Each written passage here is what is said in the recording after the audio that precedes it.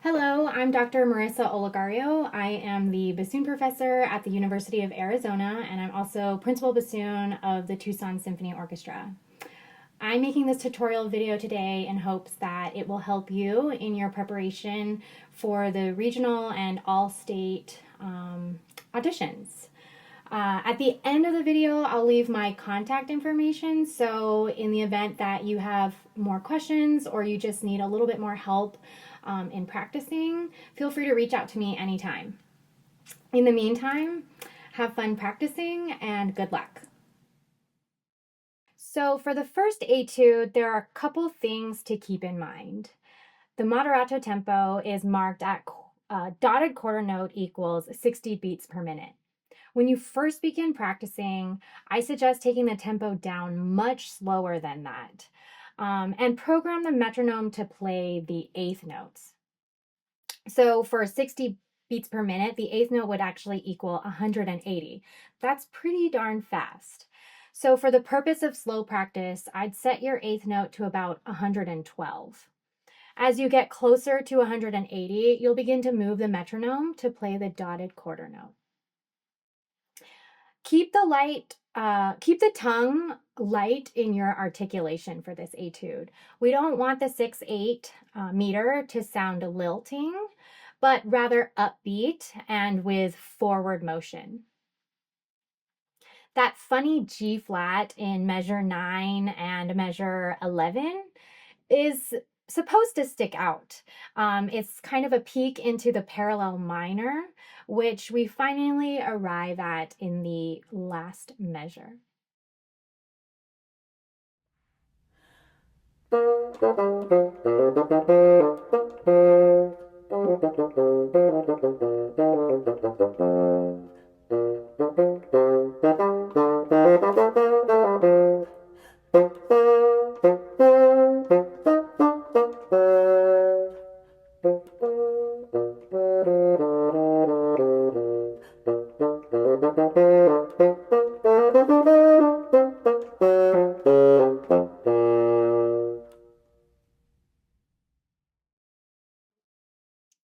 So etude number 2 is all about cantabile playing and really being as musical and as expressive as possible.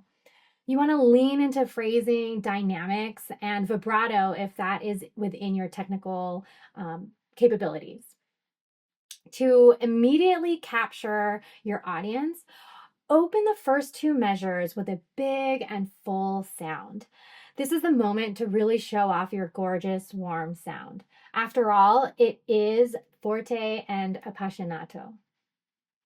When you slur up to flick a note, make sure you flick hard and also speed up the air prior to flicking. All of that will help that note speak in time.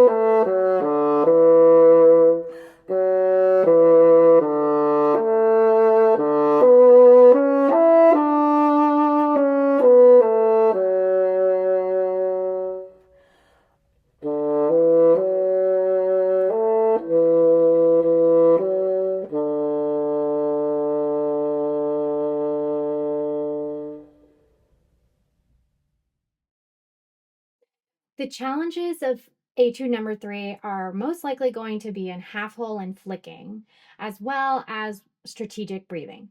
So I'll talk about half hole and flicking first. Practice slowly so you hit every single half hole and flick perfectly. If you're finding that your A flats and your G flats are still cracking, you can experiment with using a slightly larger half hole for A flat and a slightly smaller half hole for G flat. In terms of breathing has to be fast and strategic as to not disrupt the phrasing and the musical line. I breathe in measure 5 after the A. The reason I don't breathe at the end of the measure after the E, even though it might sound also musically appropriate, is because there's actually a legato written over that E, which indicates perhaps connecting that to the next measure. The next place I take a breath is somewhere in measures 9 through 11 after one of these staccato notes. I do it at measure 9 after the B flat on beat 4, but you can do it after any staccato. Just make sure you're not completely out of breath. In terms of tonguing, keep the tongue light so you maintain a cheerful and merry character.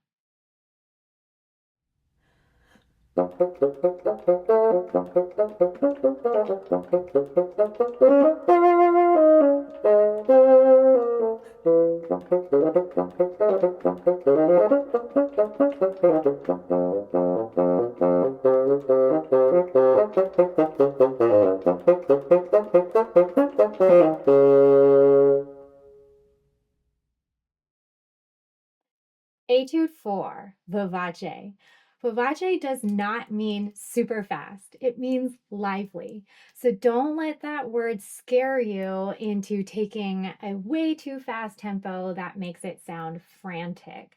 And I'm speaking from personal experience. Practice this one slowly with a metronome on the 8th note.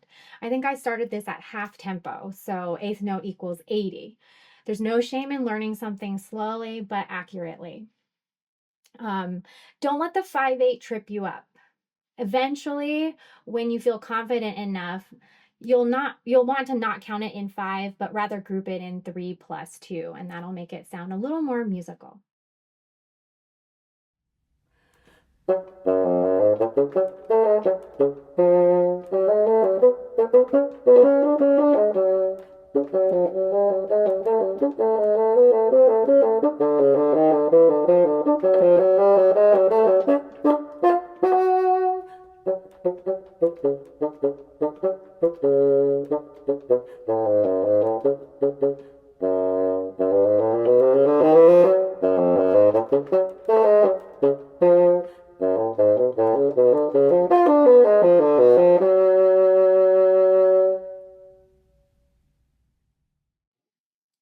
Etude number 5 is another cantabile etude with a short, kind of quirky section in the middle. One thing I noticed about my own playing was wanting to play this slower than the indicated tempo. Try to go for a true andantino, which is actually slightly faster than andante, while still having a singing quality in your sound. This one has a lot of rhythm tests, like switching from triplets to duples and 16th notes effortlessly.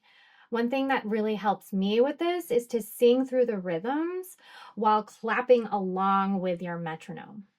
In general, I found that singing this entire etude a couple times helped me clarify my phrasing and musical ideas. In this quirky section that starts in measure 10, don't get caught up in the 16th note rests. Utilize the note following the rest as a pickup to the next note. This will really help the motion continue forward.